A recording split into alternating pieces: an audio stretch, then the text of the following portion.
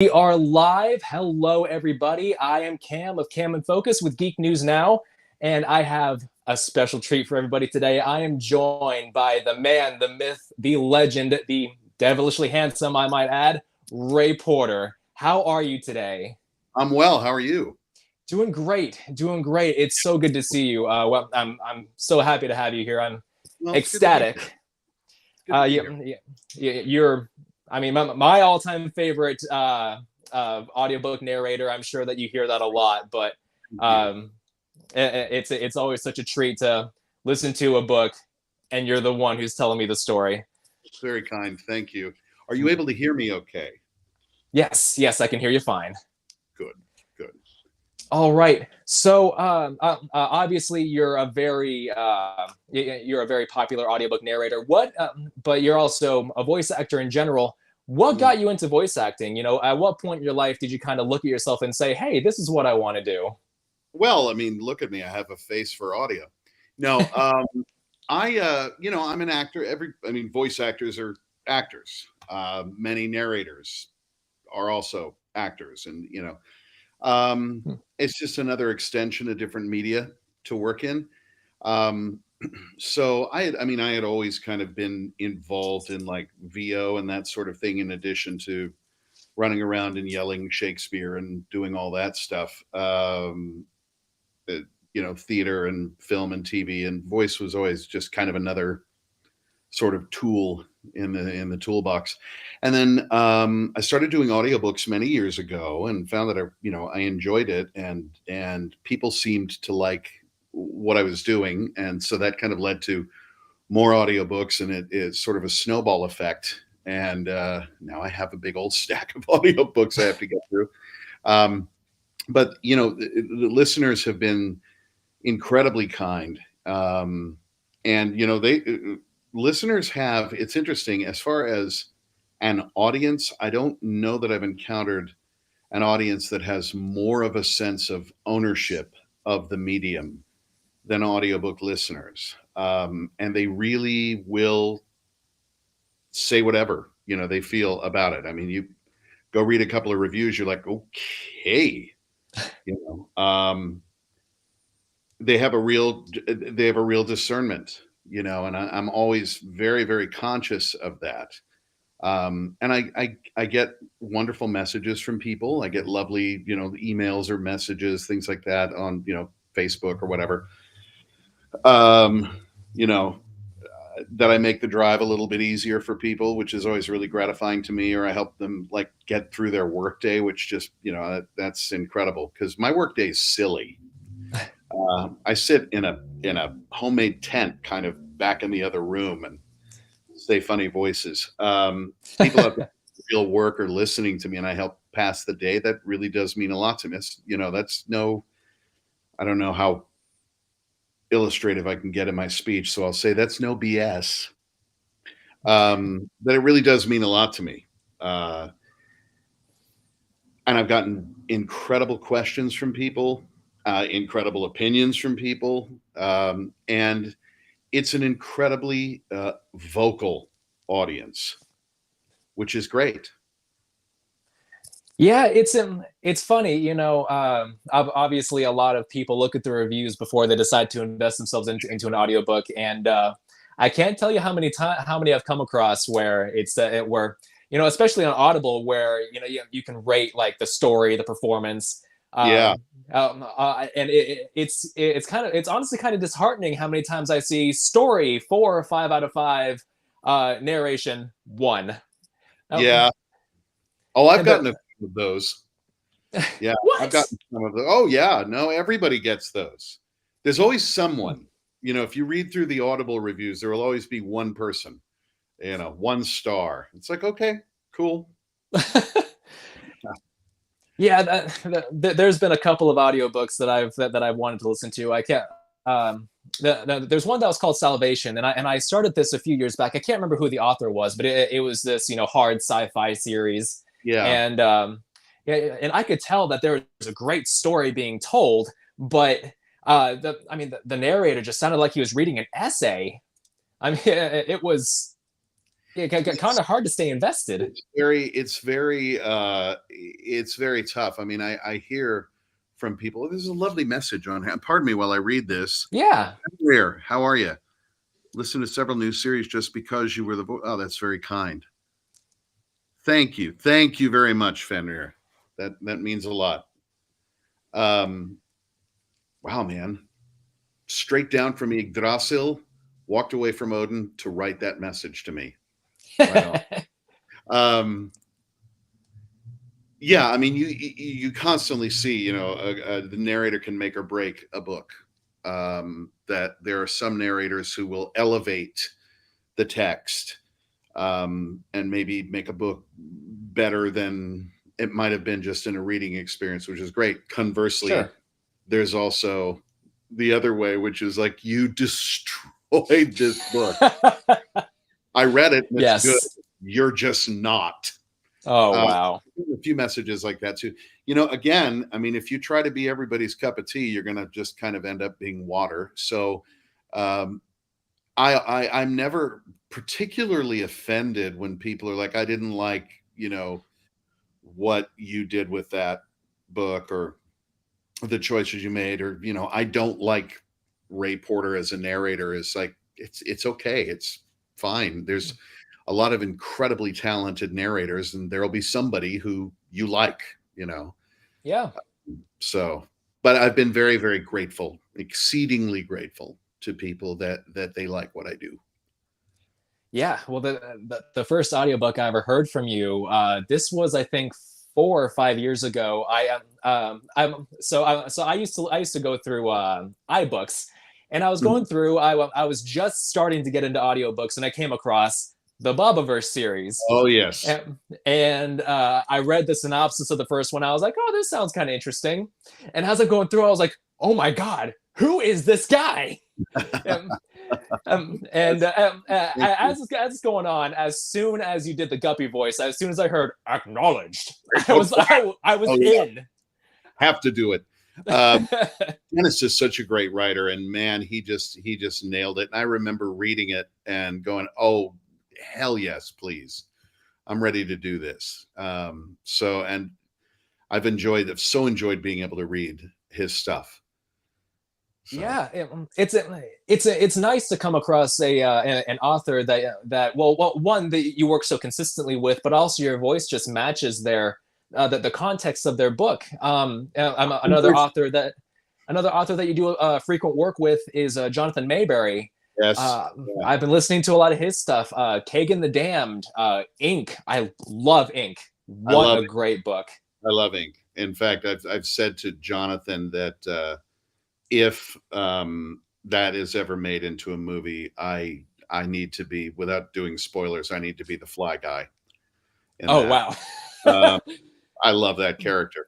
I've been so fortunate to get to know and be friends with a lot of these authors. I mean, Jonathan Mayberry's like a brother, and Peter Clines is another good friend, and Scott Sigler, and yes. Dennis and I have a drink date outstanding. I told his wife, if you're in LA, and and kind of a new sort of, I've always been a fan of Andy Weir's stuff, and yes. So to know him through Project Hail Mary was incredible. And just lucky. There's been a lot of books where it feels like, you're out trying on shoes and you find that one, you're like, wow, this is like, it was made for me or something. And it's just a really, really good fit. And then the work becomes not only a lot easier, but incredible fun. So, yeah. And I love doing Jonathan's stuff. And of course, he's done so many different things in so many different genres. Kagan the Damned and Son of the Poison Rose, the sequel, being, him going, just finished that. I'm going to do this. And it's wonderful in its own right, So, yeah, again, just a lot of gratitude. Feel very fortunate to have worked with the people I've worked with. Now, speaking of Project Hail Mary, obviously that was Audible's top pick for 2021. Yeah, I won I won a trophy. I won the which was amazing because I've never won an Audie. I've been nominated a bunch. I started feeling like Susan Lucci, and I won for that. And so I get to have my friends Simon Vance and Scott Brick have big triangles in their house. That's what the trophy looks like. It's a triangle. So after I won, I was like, I have triangles now too. Um, yeah, it was very satisfying, and people have been great about that book. They've loved it, so that's been fun. And conversely, then they'll start looking for other things that I've narrated, and they get introduced to new authors that maybe they never would have encountered. Like Fenrir just said a few minutes ago, where it's maybe an unfamiliar text, but they trust that hopefully I'll be a decent guide for them through this terra incognita, and they're very happy about finding these authors, which is great. It's like sharing a book with a friend. Oh my God, you have to read this. So yeah, it's been good. Yeah, well, it's a Hail Mary is obviously one of your most celebrated works. Are there any audiobooks that you've narrated that you kind of wish got a bit more attention than they did? Yeah, Peter Klein's Paradox Bound. I loved that book from start to finish, and it may be just that I'm shaped weird or something, but I adored that book, and I'm always surprised that more people have not heard it.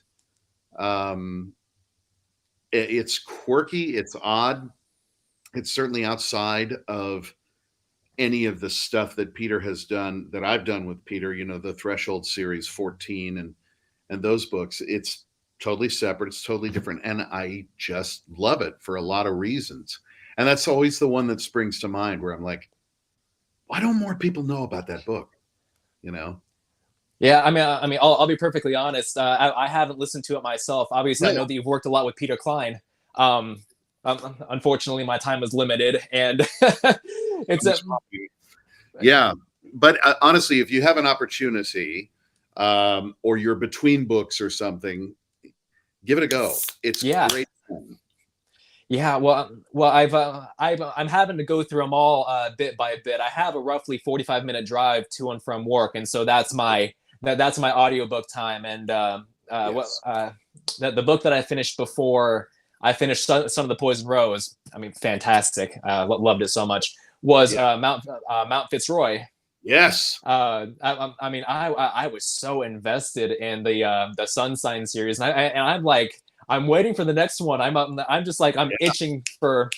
I mean, so it's funny because Jonathan and Peter and Scott all live sort of geographically close, and so when I'm down there, frequently we'll all three get together, and I sit at a table and I look at them and I'm like, here's my career right here. Yeah. It's kind of incredible. It's Scott is such a great writer, and he's so much fun, and I'm definitely looking forward to the next sort of epic underground adventure. Yes. Who knows? Well, I'm curious to see what happens to Angus Cool. Everybody wants something terrible to happen to him, and so do I. Well, see, I want something terrible to happen to him too, but at the same time, though, I mean, as terrible as he is, I was still invested in his character. So, but that's just good writing. I mean, yes. that's the whole point. Is you're like, why am I drawn to this horrible person? Yes. And yeah, so good. I mean, well done, Scott, for making a character so hateable and so identifiable at the same time. So what was the very first audiobook that you ever narrated? The very first book I ever did was a book called Anonymous Lawyer, and it was essentially, I guess it started out as a blog of a guy working at a law firm who was anonymous and just kept this humorous blog about working in a law firm. And it turned into a book, and it was Blackstone Audio. Gave me my first chance, and I did it, and it did reasonably well. And so they sent me another one, and then another one, and another one. Got nominated for a couple of awards my first year narrating, and then slowly began to kind of branch out. I was at Blackstone Audio with Grover Gardner, who's a brilliant narrator and a genius director, and I've often said it's a little like having Einstein help you with your math homework, having Oh Grover wow. talk to you about narration. And he's kind of the reason I credit him very much. I mean, obviously, there's been a whole lot of people who I'm grateful to for having a career, but Grover is the one who really invested in like sat me down one day and gave me kind of a talk about like narration because I was at that stage where I had done a few books and I went, well, I should probably listen to a lot of other narrators and you know find out what it is you're supposed to do. So I did, and the book was terrible. And you know, it was Grover who was like, "Look, you do your thing. You do your thing, and you'll be fine." And from that point on, I was like, "Okay, cool. I don't have to work quite so hard, and just you know, be honest with the book and be honest with the listener. And that's it." So have you narrated any audiobooks that you know that this author brings you on for this project, but the recording never got officially released? Oh, like a basement tape? Um, Yeah. yeah, previously unreleased material. No, everything I've done has been released to greater or lesser applause. But no, there's no like there's no like secret experimental that yeah, that would be fun. Although it'd probably be released posthumously, and I'm not quite ready to kick off just yet. But no, there's no basement tapes. Now there's stuff that I've done that's no longer available. It's no longer in print or whatever. Like I did Sure. all of the Philip Marlowe detective books, Hmm. and the Marlowe estate decided they wanted them done again with a different narrator, and so that went to my friend Scott Brick, who did a brilliant job with them. Um, I'm one of the many, many people who did a version of The Art of War, Sun Tzu. And you know, there's a million different versions of it out there. I don't even know if the one that I did is still available, but I know that like when I'll go on Audible, because I don't keep track of the books I've done. Like I know some narrators are amazing. They'll like post on Facebook, like just did my 600th book today, you know, or whatever, which is really cool.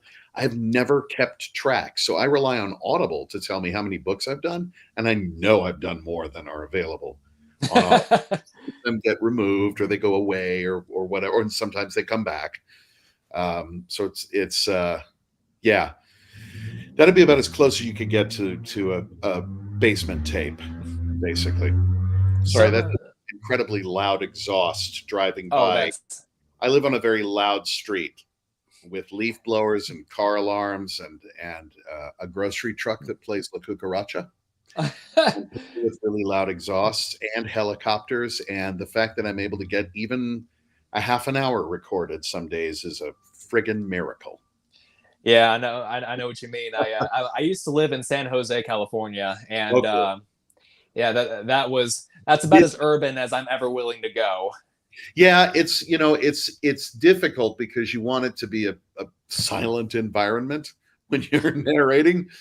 So sometimes I've had to resort to recording very late at night, and especially in the summer when it gets super super hot here, I Yeah, will just record at night because it's quieter and it's cooler. yeah. So I kind of look, you know, I sort of look like a vampire or a Morlock or something by the end of June, but got to get the work done. What's your describe your studio process? You know, from the time that you get in to the time that you leave. What's that like? So I'll be sent that usually, you know, a publisher will say, hey, this author would really like you to do the book, which, you know, again, thank you. And sure, you know, I'll have a look at it. And I really do a very, very light sort of reading of it. I don't sit down and really dig in and really research and do all that because I want to kind of save that. I found that there was a book that I did back in the what should I sound like as a narrator thing. There was a book where I did all this research and I read the book twice through and like really, you know, and there's a lot of narrators that is their workflow and it Hmm. serves them really well. It didn't serve me at all. It was a terribly reviewed book, and it was because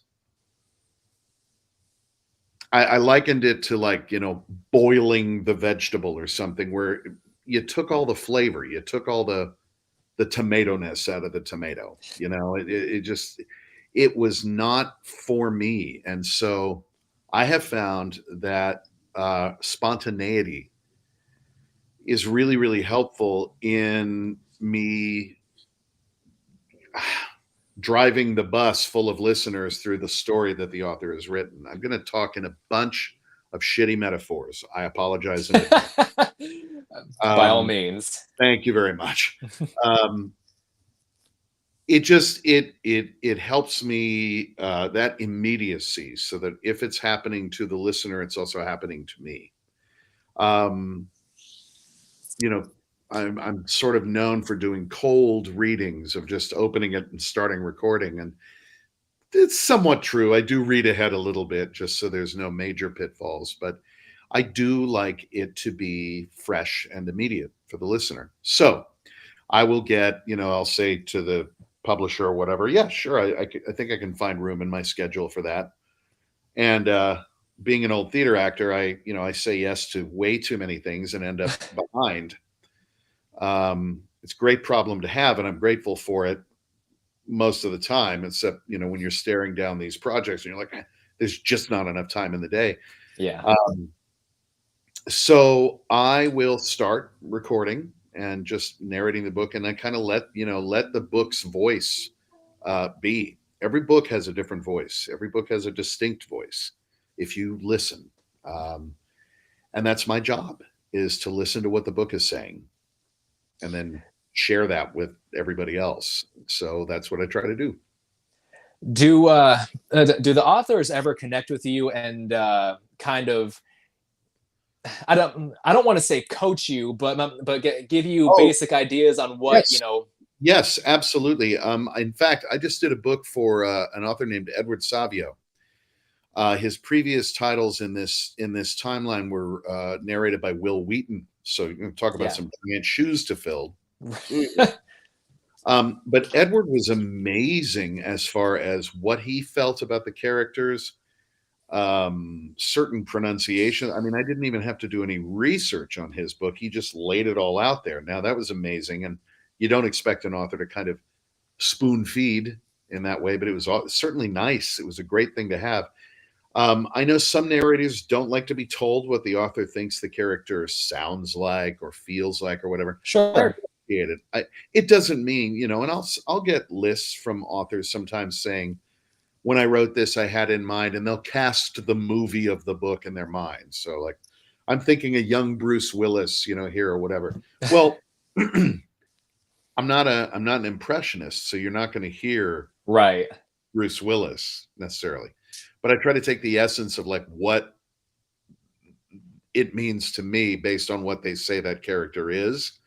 And I don't mind it at all. I really don't. And I say to them, tell me who you think this is. That's great. There's absolutely no guarantee it's going to feel like that. We'll see what happens, when the book is done with me. So that's kind of how that goes. And then, so you do the book, you submit your files. It was great during the pandemic because I was just working from home. Yeah. But you submit your files, and then they go through and they will proof them. And the publishers who have real human beings proofing the book, these people are heroes. They have to sit there with the book and the audio and listen and keep track. I'm in awe of them. And you'll get mispronunciations, words missed, things like that in a long sort of sheet. There'll be an Excel file, there'll be a PDF typically, with audio samples of what you did. And that's remarkably easy, really. I mean, the publishers do help you, Mm-hmm. And I go through and do the corrections. Then they punch those in, and then the book comes out. And people, give the book 5 stars, and the performance 1, or variations of all of those. But that's kind of how it goes. That's how the sausage gets made. So on that topic Yeah. of your of the spontaneity whenever you're doing your recordings, Mhm. I'm going to take it back to Cake and the Dan for a second. How difficult was it for you to enunciate that old? I'm not sure what language to call it. Yeah, Yes. not that difficult. Weirdly, Jonathan and I started this game years ago. I did one of his Joe Ledger books, and there was a linguistic thing in it, or there was a name, one of the two, that was nigh on unpronounceable. And I did it. I pronounced it, and he said to me, "I was impressed that you were able to say that." I was like, "It felt like you were intentionally throwing me a curveball to make me. You just want to see a narrator wreck, don't you?" And from that point on, he throws me curveballs intentionally in books. There was one that he did that was Weird West, and it was a character who had studied in England but was Lakota Sioux, and he had a few lines of Lakota in it. Okay. Enough, I know several phrases in Lakota, and I know how to pronounce it when I see it written. So I wrote back to him, basically like giving him my middle finger, like, you tried to trip me up, you lose. So when I first confronted the Cthulhu speak, or the language of H.P. Lovecraft, I love languages, and I love, like, the way certain things are notated as to how they sound. Yeah. I mean, there's that thing of like Gaelic. If you tried to pronounce what's written on the page, you ain't pronouncing Gaelic. Right. The same is true for many, many languages. So I took what little I knew of Hebrew, um, and a few other sort of linguistic things from languages, and went with that for the language of, yeah. And people have been very happy about that. I'm like, cool. My son, who can hear me when he's going to bed at night, it's a little like I'm reading him a story, whatever that may be. Hmm. He's like, what are you doing? Well, that's the thing. Fenrir is back with a question. Yep. Are there any series you wish you could have recorded, or that you either didn't get, or that you could do if it was ever re-released? There's so many books I'd love to have narrated. There's so many books I would love to narrate. Um, somebody, thank you, Del Razil. You're awesome too. Um, there's so many books that I would love to do. I mean, as somebody who started reading Stephen King when I was like 12, to me, the great goal would be to narrate a Stephen King book. There you Uh, go. I'd please. Um, there's as many books as books I wish I could narrate. Older ones and some new things and different authors. There's also, I'll listen to things that friends have done, or just things that narrators have done, and I mean, I love the title, and God, they got to do that. How amazing is that? But I'm also so thrilled that there's some narrators out there I can't touch. One, I will say, my dear friend Bronson Pinchot, and he's a Hmm. really good friend of mine. He got to narrate the Andrew Chaikin From the Earth to the Moon, and as a hardcore NASA geek, I was like, no, I want. Oh. But he did a great job with it. So what are you gonna do? Yeah. Yeah. I'm sure. Well. I mean, if you're a NASA geek, I'm sure that narrating Dennis's Bobiverse series is kind of a happy medium Absolutely. there. I got to narrate Chris Hadfield's book, The Apollo Murders. Yes. Yes, you And I did. was doing Zoom calls with an honest to God astronaut every day. Freaking out. I was That is freaking. awesome. I did also Robert Kurson's book about the Apollo 8 mission, which I knew from start to finish. He told me later that Frank Borman, mission commander on Apollo 8, actually listened to the book, and was like, "You tell that reporter he did a outstanding job." And I Oh, screamed like a preteen at a Justin Bieber concert. I was so undignified. I'm that hardcore a NASA geek. And Sarah says Baba versus my favorite. Yeah, Sarah. it's up there. Absolutely. It's a damn good series. It really is. I know people are waiting for Dennis. Like, come on, more Baba. Yes. Well, I mean, Dennis just released the sequel to Outlands, Yes, he did. so Yes. uh, God. which Also, I haven't Roadkill. started yet, but I'm going to. Well, Roadkill, which is a total standalone thing in and of Yes. itself. Love Roadkill. I loved that story. It was so much fun to read. It was really fun. So I mean the how you did Sheldon in that book was just gold, absolute thank you. gold. Well, the book told me to do that, so I did. Blame it on the book. Now, as you're narrating these books, it's obviously a lot more than just reading what's on the page. Then there's a certain degree of exploration of these characters involved. Yes. Because in order to convey this character as a real person, you have to get in their head like a real person. So who would you say has been your most favorite character to explore in that sense? Boy, there's been quite a few of them. I mean, Bob, just the simple challenge for an actor of like play 58 guys who are the same guy but a little bit different. And I remember Yes. when I was first presented with the book and they told me, I was like, okay. Fortunately, Dennis wrote it in such a way that it was like, well, of course, that's how you would do it. Great. Um, Obviously, Jonathan's characters, the aforementioned Angus Cool in Scott's books. I mean, I try to do that with every character in every book. I really do, because these are supposed to be walking, talking, living, breathing human beings. Otherwise, Sure. what's the point? Yeah.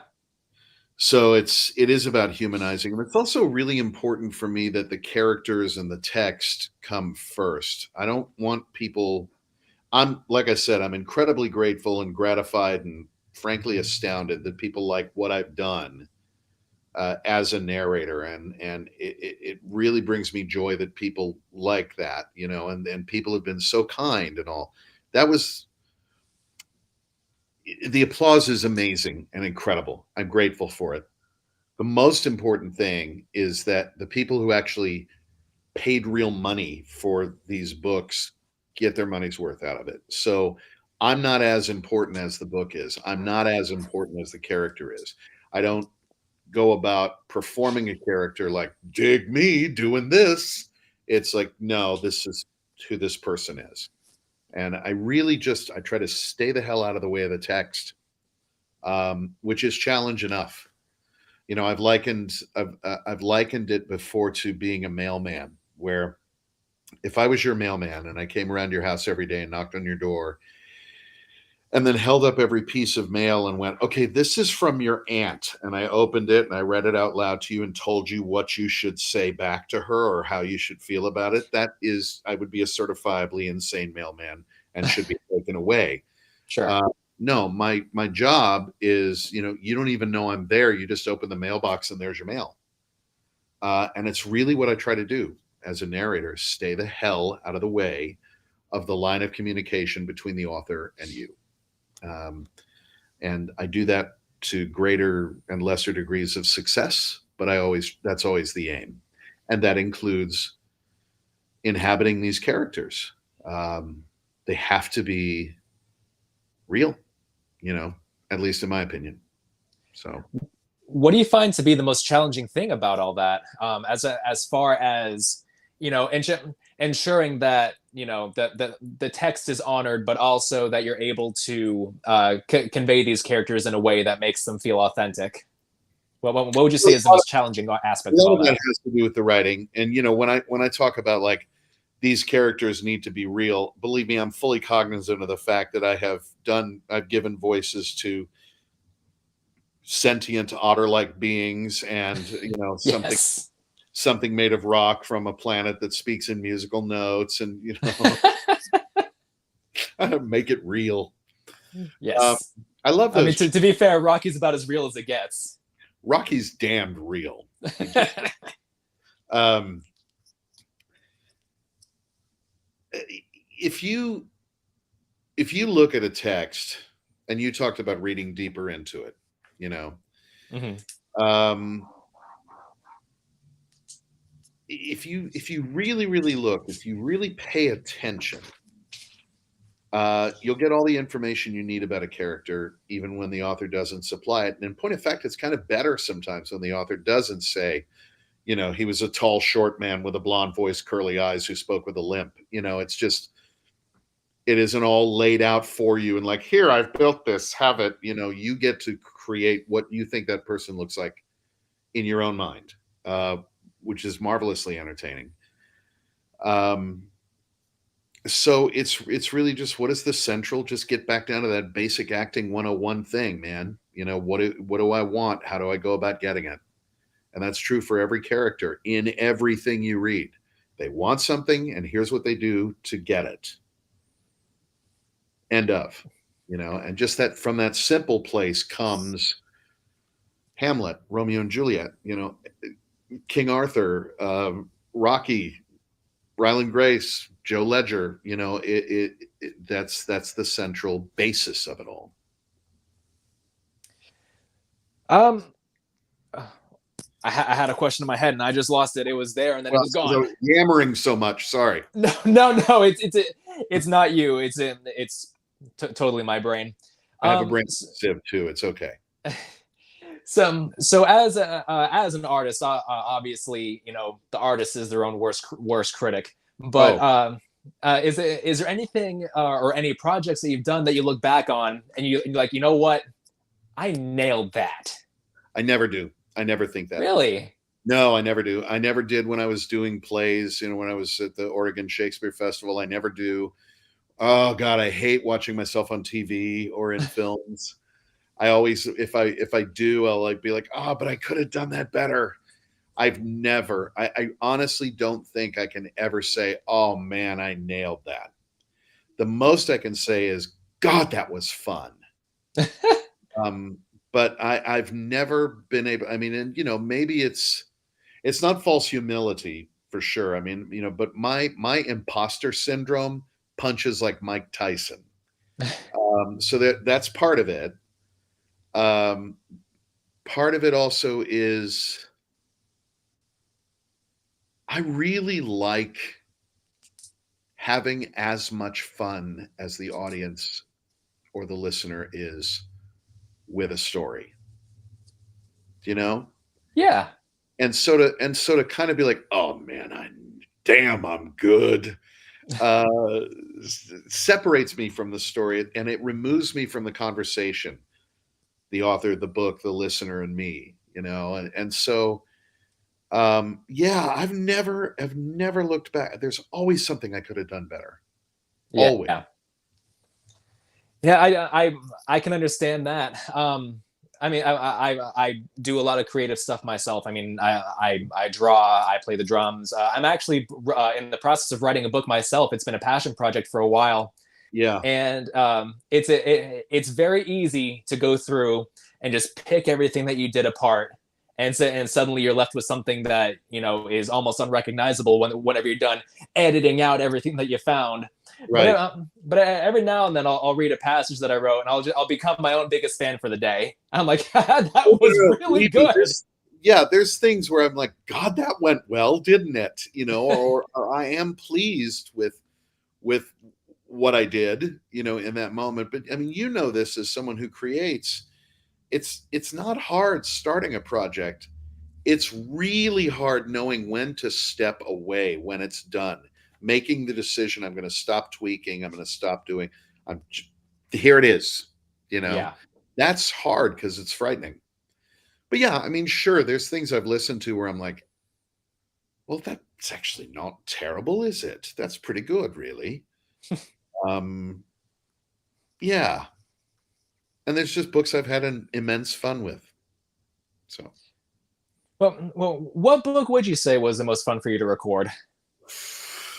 there's been a lot. I mean, again, I'm incredibly grateful that there are a whole bunch of titles that are popping into my brain right now that were incredibly fun to do. Yeah, that's a long list.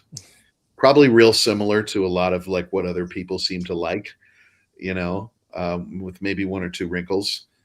Um, but yeah, I'm constantly reminding myself just how fortunate I am to have been able to do so many of these titles. Books I never would have chosen if I was in the bookstore, and I am a voracious reader aside from my job. But if I was in a bookstore, I probably wouldn't have picked up the Bobiverse. Maybe I would have, I don't know, but I was given it and was introduced to this incredible world and this immense amount of fun, and I'm really grateful for that. Yeah, I always have a blast listening to Bobiverse. I mean, I've listened to every book in the series at least twice at this point, Oh wow. and yeah, it's just such a fun series, and it's a great balance of levity with legitimate drama, and And a probably lot good of science too. I mean, yes. which is Uh, great for and yeah, and that's the great thing about books like Bobiverse, Project Hail Mary, the Martian, which I listened to last year, science. also Yeah. narrated by Will Wheaton. Hmm. I love whenever a science fiction author can take these hard science fiction concepts and present them in a way that's accessible to an audience that might not have as much knowledge Yes. about that. Yeah. There's also kind of an interesting thing with sci-fi and with fantasy where there's certain tropes that maybe used to be that you don't see so much anymore, and I'm glad for that. Where it'll just be imperceptible. It's either imperceptible and you have no idea what the hell is going on, and you never will when they're referring to this thing, or it's so spoon-fed and expository that it actually takes you out of the story. And I Yes. think that a writer like Dennis and Andy Weir, they're able to bring you in, and you never feel like it's being explained to you, but you're getting the information, which I just kind of think is magical. Yeah, well, especially with Andy Weir and Project Hail Mary, the science becomes part of the exploration of the character. Yeah, Because the it's majority of the in many yeah, ways. the majority of the book revolves around Rylan Grace solving problems, Right. and there's something so incredibly endearing about a story like that. You have your big grand epics, but then you have stories like that where it brings the scope down to a much more intimate level with the character, and Also, it's go ahead, please. oh yeah, no, it's become something else entirely, and Yes. it invests you in a very different way.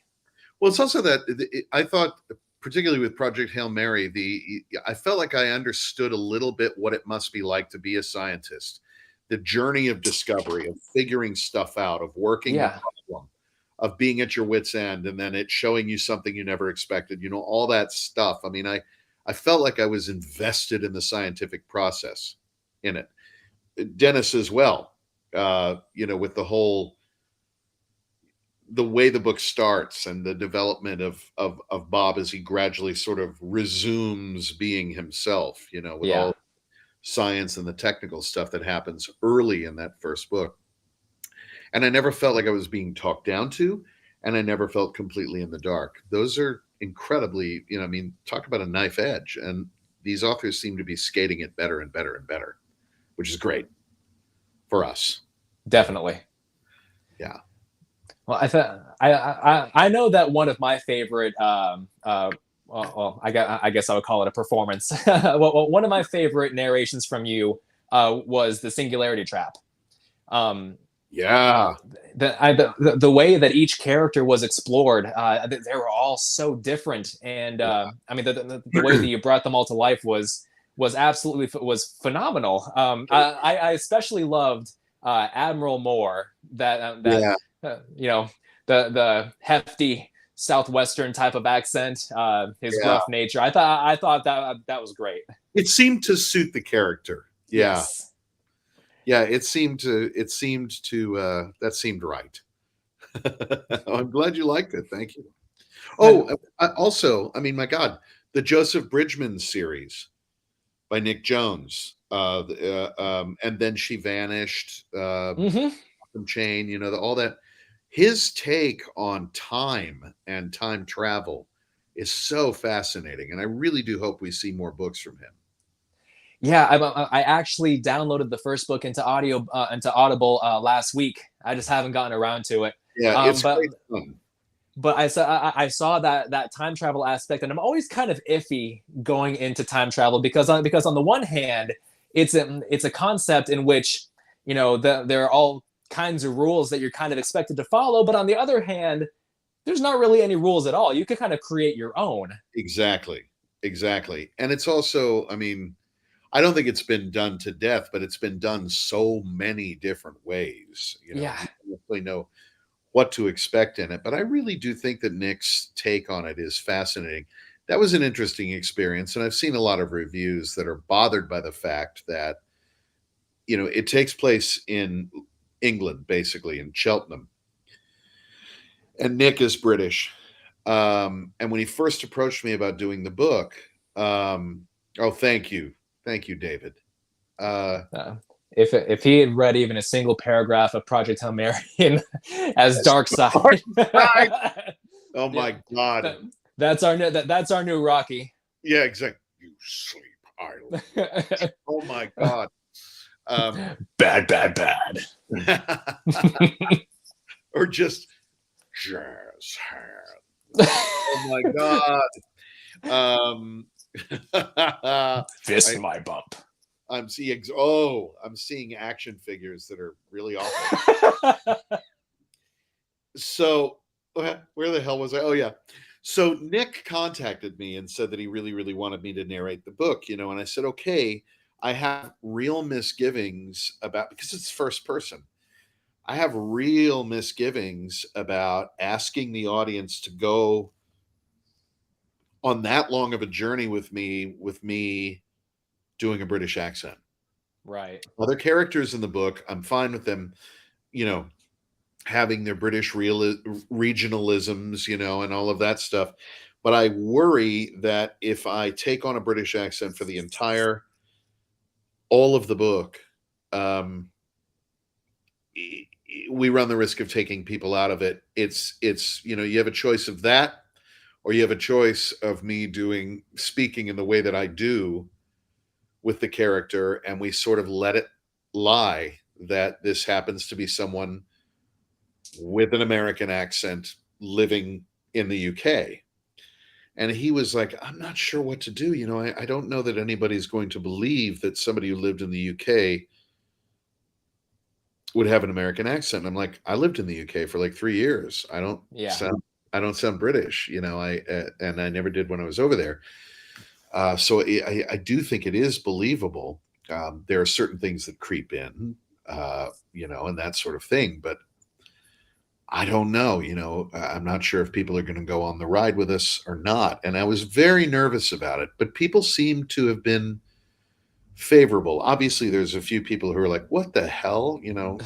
And I get that. I understand. But I felt so fish out of water in that respect that it was hard for me to just focus on telling the story without making an apology for the fact that the main character, Joseph Bridgman,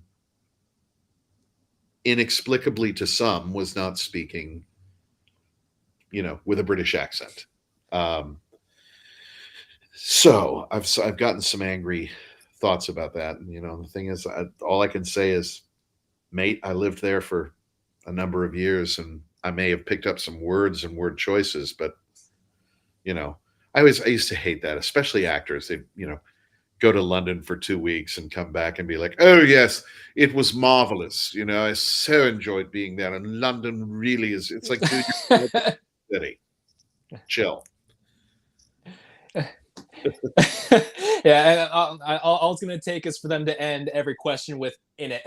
In it. Oh. Yeah, you know exactly where they stayed. Oh, you were at the Travelodge in Putney, were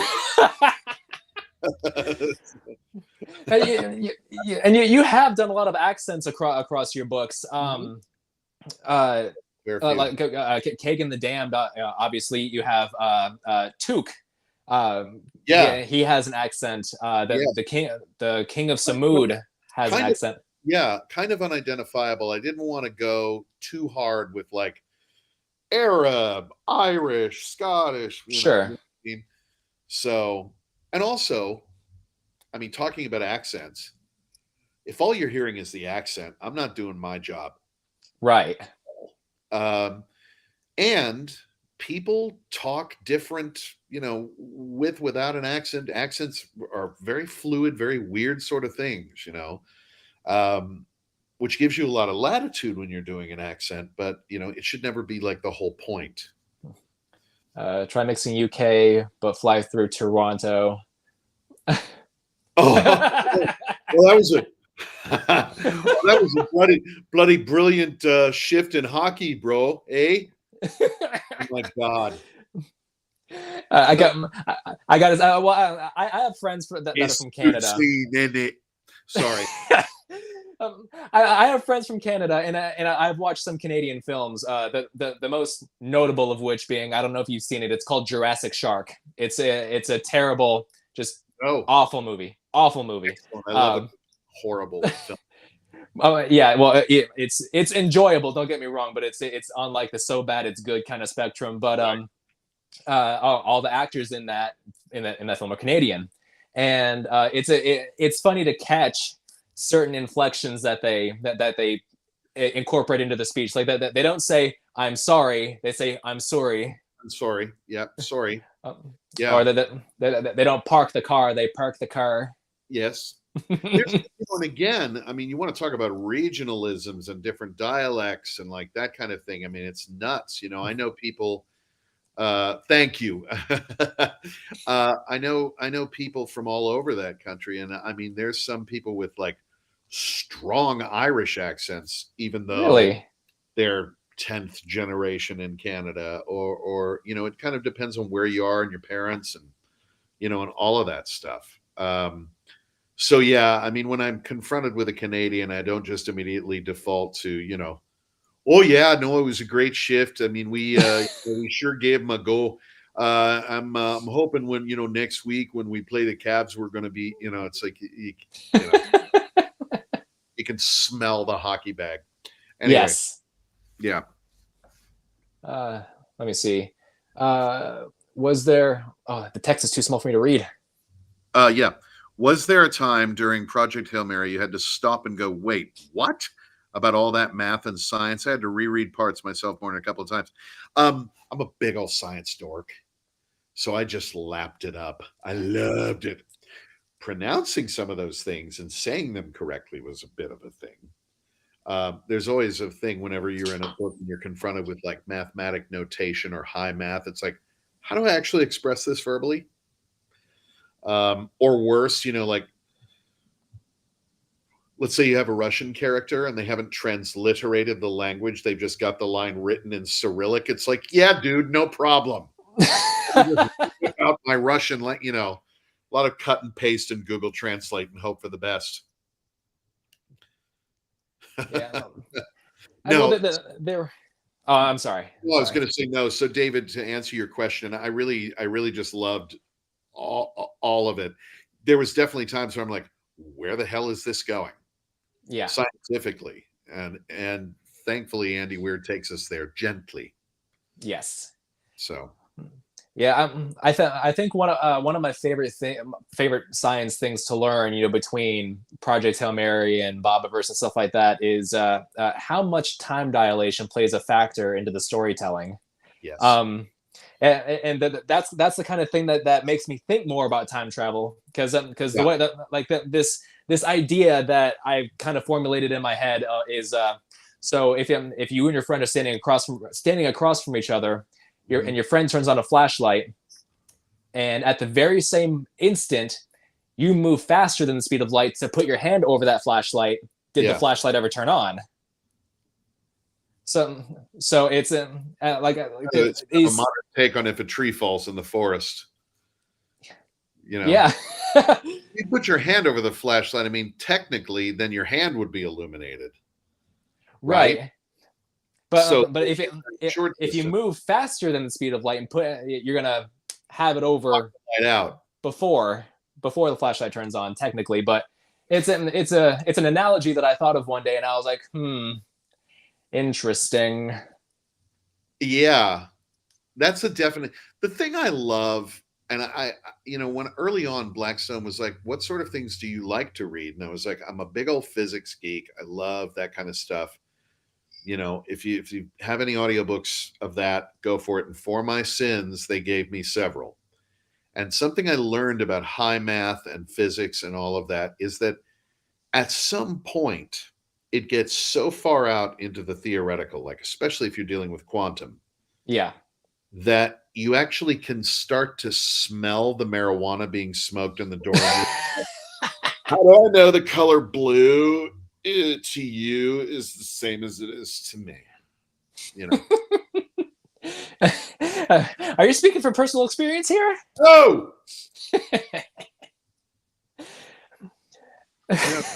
an indictment is not a conviction. Anyway, This- this is taking a turn. No, but what I mean is that when you get that far into that theoretical stuff, it almost becomes ungrounded from reality. yes. You know, like the Picard maneuver in Next Generation, the ship moves faster than lights of air. So for a very short time, there were two ships. Yes, indeed. I hadn't even thought of that. Well, this is why you need trekkers. Yes, Dave is actually the head of Geek News Now. He's the big head honcho that I answer to, and Right on. yeah, yes, yeah. Right on. A lot of our staff are huge Trekkies. Personally, I'm not really one myself. I've seen it. I get some of it, but it wasn't really anything that I particularly got invested in.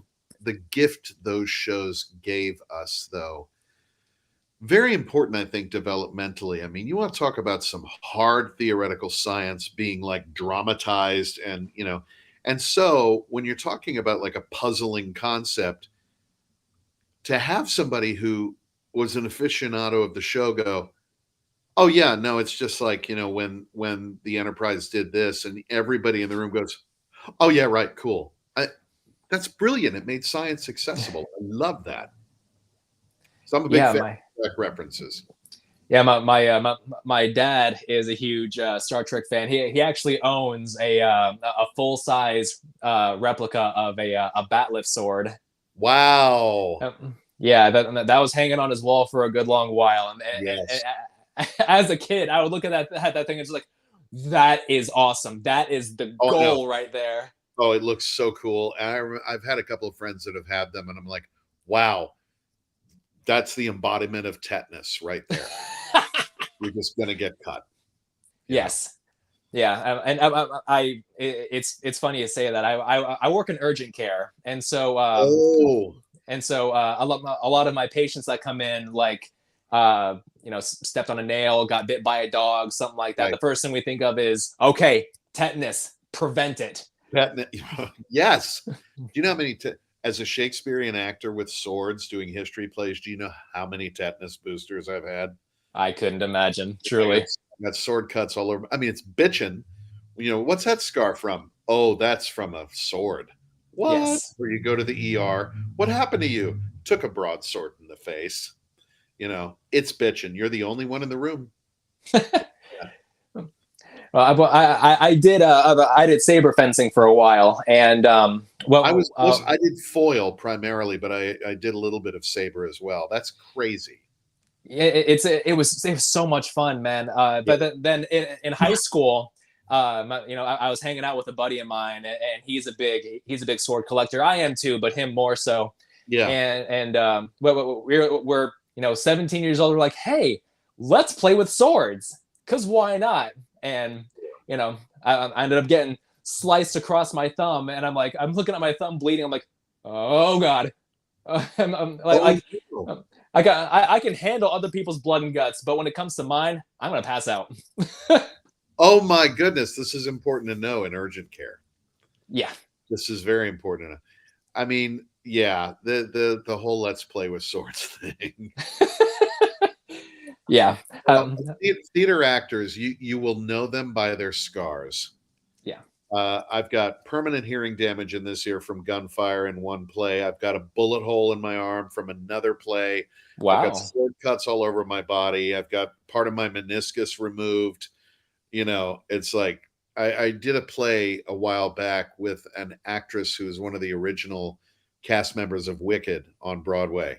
Wow. Super hot day in LA, and she was sat outside in the sundress and had her shoes off and just kind of, dangling off of a bench. And I walked by and I'm like, now I know you worked in theater. She said, what do you mean? Because her legs looked like friggin' a zipper demonstration, just stitches, scars, all of this. I'm like, yeah, that's theater actor right there. It's hardcore. Oh my goodness. Yeah. Yeah, I have such a huge respect for theater actors. My grandmother used to send me off to so I used to live near Fort Myers, Florida, and there's the Barbara B. Mann Performing Arts Center there, and Right. we would have Broadway plays that would come through all the time, and she would Very send me to cool. those. And I've seen Wicked, I've seen The Wizard of Oz, I've seen The Right. Lion King, Jersey Boys. I mean, a lot, So and cool. it's so much respect for those people. I mean, the amount of commitment that they have to put, that they have to convey, not just through the performance itself, but also through the physical performance as well, because it's a very demanding type of Physically, performance. physically, it's incredibly grueling. It can also be incredibly dangerous. It is repetitive. It is all of those things. And yeah, and people don't think it's necessarily that hard, but it's let's see here. Hey, thank you, David. Oh, my con schedule. Yeah, I actually do have some appearances coming up. We'll definitely discuss. And good night to the kids. Um, good night, room. Good night, moon. Good night, Chinese spy balloon. Um, anyway, Yeah, that's a headline I would have never expected to come across. I mean, at this point, I don't even look at the news. It's Yeah, the most it's surreal thing on the planet. Yeah. So all right. So we are just a little past an hour right now. there you go. See, I can Yes. bullshit for an hour. um, but before we get off here, Yeah. do you what projects are you working on currently? What can we expect from you in the near future? Well, there's a whole ton of audiobooks that are coming from authors and some you don't. There's a movie that will be happening in December, I believe, will be released in December. I will be appearing at a con in Gatlinburg, Tennessee. It's all in the spring, Uh, but I'll be in. What, when is it? Because I live only a few hours from Gatlinburg, Are you like in Nashville or where are you? Clarksville. Clarksville. Well, if you take the last train. The only reason I know that song is because it was mentioned in Ink. Exactly. I have to figure out the dates. It's whatever the Comic-Con is coming up in Gatlinburg. Okay. Spring. Then I will be appearing at Contropolis in Philadelphia, in Secaucus, New Jersey, and Marlborough, Massachusetts. Okay. Spring. Hoping to get some more overseas con appearances. But basically, if I'm not here narrating or attending hockey practice for my child, I am going to either be doing a con or I'll be over in the UK because that's my happy place. But I got a bunch of books to get through before I do any of that. There's a lot coming. Oh yeah, I'm sure. I mean, between book 5 of the Bobiverse series coming soon, hopefully. Yes. Well, Um, there's a new title on the horizon from Jack Carr. okay. The Terminal List, that whole series. Working on Andrews and Schmidt's Dempsey series coming out. There's, I've got stuff for Jonathan happening. So there's lots. I'm busy. I'm sleepy. I, I can imagine. I can imagine. Yeah. We all certainly appreciate your work. Well, And grateful that you do. Thank you. we love what you do. Thank All you. right. So to everybody who came out and joined me on this, the chat was pretty active. Thank you everybody who commented. Don't forget to, got to go through the spiel. Like and subscribe to Geek News Subscribe, Now. hit Follow us those on Facebook. notifications. Yes. Yes, exactly. Did I say it right? Yes, exactly. From the Facebook page is almost to 23,000 likes, so we are definitely getting there. Ray, thank you once again for joining me here. It was just it was a treat. I can't tell you how much I appreciate it, and love chatting with you. Yeah, it's great. Thank you, and all the best to Geek News Now, man. Yeah, well, thank you very much. So to everybody, Geek News Now, I have been Cam in Focus. And Ray Porter, check out all of his books, his various television and movie appearances. I mean, you can find him pretty much anywhere. I'm around. I'm all over the place. Yes. All right. Everybody have a good night, and thanks once again for joining me. Thank you.